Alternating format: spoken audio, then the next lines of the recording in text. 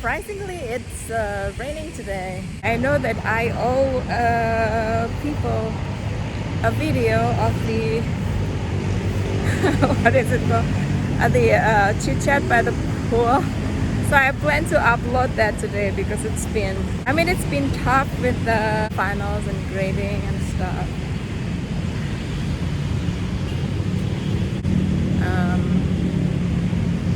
Edit the video today and upload it today. Hopefully the internet is going to cooperate with me. Alright, so I'm gonna see you in a bit.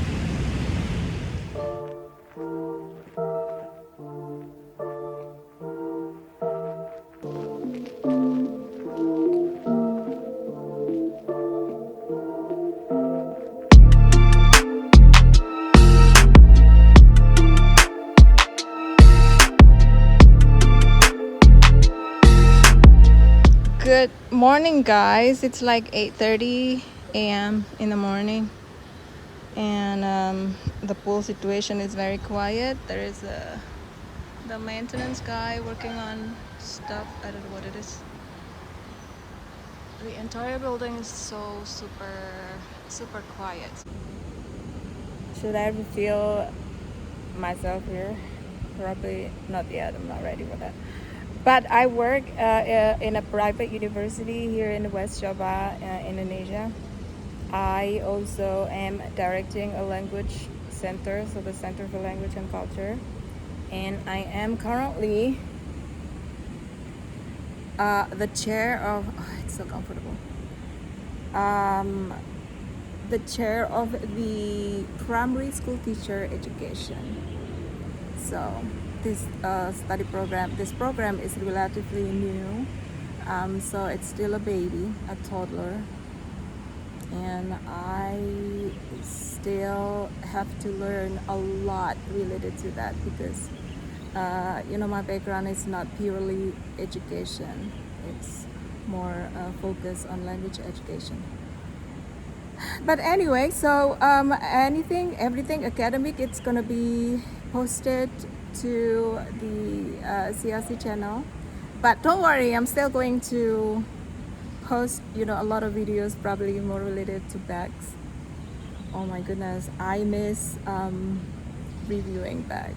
But I think I have 3 bags that I haven't talked about. So I'm going to review those bags very soon. Actually, I have a tripod, some kind of like a small little tripod, but I don't bring it. But anyway, for the CLC YouTube channel, I talked about something related to native speaker because that's what we are here. That's very much what we are here. We're speakers of English as foreign language, additional language. Because once again, English is not going to be second language in this country, because we do have the national language, which is bahasa Indonesia, and we do speak our native languages. There are around 400 plus native languages spoken in Indonesia. I know, it's a lot. CLC channel, I discuss about why calling ourselves non-native English speaker is actually not recommended. There are 3 main reasons why calling ourselves non-native English speaking teachers or non-native English speakers are actually not recommended. First, it has something to do with the prefix non. Do I pronounce that correctly? I think I do. If I pronounce something and it doesn't change the meaning, you still understand what I'm saying, I think that should be okay. Am I right? Yeah, so prefix non. Well, there are 3 meanings attached to it. It is attached to something negative or the absence of something. So think about non-alcoholic drink, because I don't drink alcohol. But I drink wine once in a while. Oh my God, I miss drinking wine with Nancy and my family in the US. Oh my goodness. But anyway, what Where was I? So the absence of something. Okay. The second one, prefix non means that something is less important or worthless. So if you call yourself a non-native speaker, think about yourself as less important, that you have such an inferior quality, and that makes you feel bad. Okay, so before we go too far, I would be really happy if you would click the little pineapple in that corner to subscribe to my channel.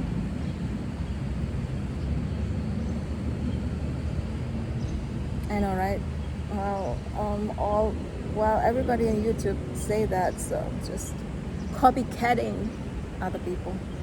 But anyway, the third meaning attached to the prefix non has something to do with lacking of something, so lacking of quality. So if you call yourself a non-native English speaker, it means something is absent in your quality, so that you don't have that quality of nativeness, whatever that is. Okay. And then the second one, the meaning of the prefix non is being less important or worthless. This is super sad, considering that we are supposed to be called somebody who has, a power or quality, but if we call ourselves a non-native English speaker, it implies that we are less important than those native speakers. What we've been learning for so long is just simply worthless or not important, so that's really sad. And then the last meaning of prefix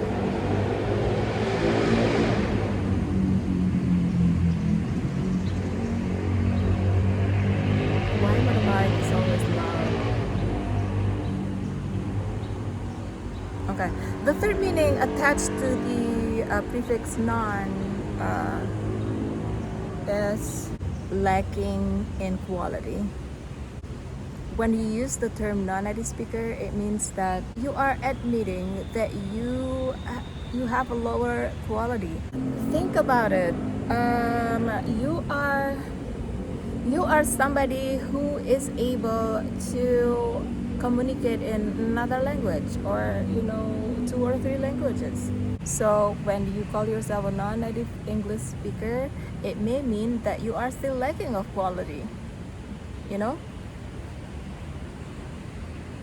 though actually you are full of potential, full of you are a high quality human being. The second reason why you should not call yourself a non-native English speaker has something to do with your status as academician or professional. So if you, for example, you display yourself as non-native English speaker in your CV, in LinkedIn, on a website, in a forum, when you present your academic papers, or when you are networking with other people, academically and professionally, that will look bad on you. You need to accentuate positiveness, your power, your I would say the beautiful side of you. I mean, being able to communicate in another language is beautiful. So for example, if you write a CV and then you mention that you are a non-native English speaker, well, because not everybody have positive attitude towards speakers of English who are non-native English speaker. See, I use non-native English speaker over and over myself. I think that's a curse. What I would like to say here is that not everyone is going to give positive attitude to speakers of English as a foreign language, as an additional language, as a second language, you know. So, for example, if you write yourself as a non-native English speaker in your CV and you send it to your prospective employer, and if that particular employer doesn't have any positive attitude towards the non-native English speaker, then it's gonna be a nightmare. That employer is going to send your CV directly to the trash can. That's so sad. It's just because you are using the term non-native English speaker. So now what are we supposed to do? Well, before we're talking about that, before we discuss further about what we're supposed to do, I'm gonna give you the third or the last reason why calling ourselves a non-native English speaker is actually not recommended. It has something to do with your status or your identity as a speaker of English as a foreign language, as a speaker of English as an additional language. So when you use the term non-native English speaker, a lot of negative meanings attached to it. So instead of using, now we're going to discuss this. Now instead of using the non-native English speaker, we need to use another term or some other terms that are better, I would say. The first one, if you can communicate in another language, of course, you can call yourself a bilingual speaker or a trilingual speaker if you can speak 3 languages, or if you can speak many languages like I do. I can also speak cat's language.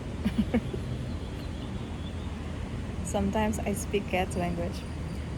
You can also call yourself a multilingual speaker. That is beautiful, right? Because there are many good qualities attached to being bilingual and multilingual. I need to learn about this. I think there is an article discussing the connection between, oh, my head is cut.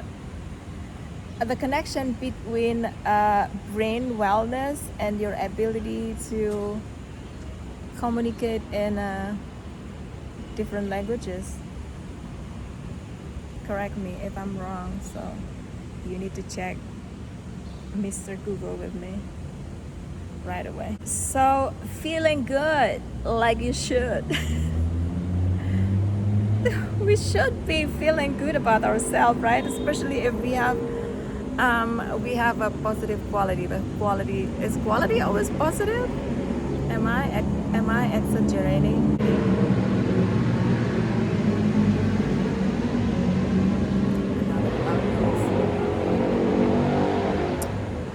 That's why I don't like talking at the pool, because of that loud noise. Bilingual speaker, multilingual speaker, trilingual speaker, you name it. Or, well, I'm very much inspired by this applied linguist. His name is Professor Vivian Cook. He's one of my idols, in the field of applied linguistics. We can call ourselves a proficient language user. If we talk about our ability in communicating in English, then we can, of course, call ourselves a proficient English user, or a proficient English speaker. Because we are proficient in another language, and that is something that we need to highlight. But other than that, calling ourselves with something, if you attach yourself to something positive, something wonderful, something beautiful, something that is empowering, I guarantee that you are going to start feeling different about yourself. You are going to start feeling better about yourself, and that is something that you should not overlook, because it has something to do with your self-confidence as academicians or professionals. You know that I've been working with academicians and professionals in language teaching and learning, foreign language teaching and learning. Those people from different language backgrounds, different cultures, different nationalities, and unfortunately that self-confidence is something that we have to fight for.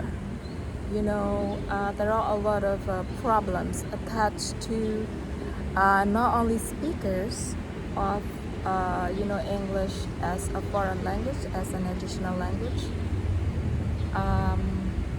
but also especially the educators. So in addition to being less confident about our own achievement, there is also a syndrome which is called the imposter syndrome, which is related to feeling never enough, as somebody who achieves something. That is the homework for today. We are going to learn about the imposter syndrome probably in the next video. So once again, I would highlight that actually calling ourselves a non-native English speaker is not recommended because of those 3 reasons. But actually there are so many other reasons why we should not do that. Being able to communicate in another language is something that we should celebrate. Instead of highlighting the failure of identifying us, I'm trying to find a word that the best word for this, but I cannot think of that word. By not being able to resemble native speakers of whatever foreign language that we are learning, we need to celebrate our achievements. Because being able to communicate in another language is a wonderful quality as a human being.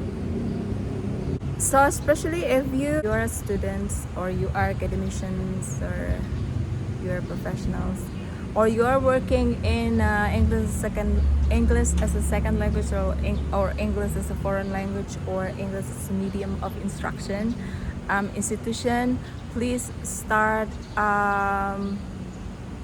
promoting this idea that we need to make ourselves feel better, feel different, feel that we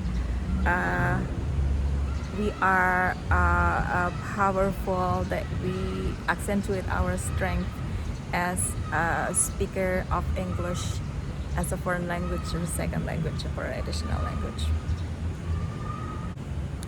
So don't forget to visit the Center for Language and Culture YouTube channel. It is President University CLC.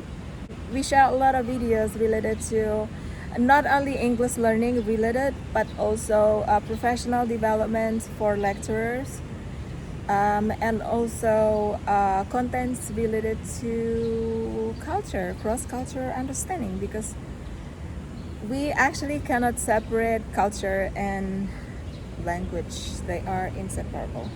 I know the situation is not getting better, but we need once again to make ourselves feel better, right? Such a beautiful day today. So I'm ready for coffee. I'm gonna see you in another video. If you like this topic video, don't forget to give me a thumbs up.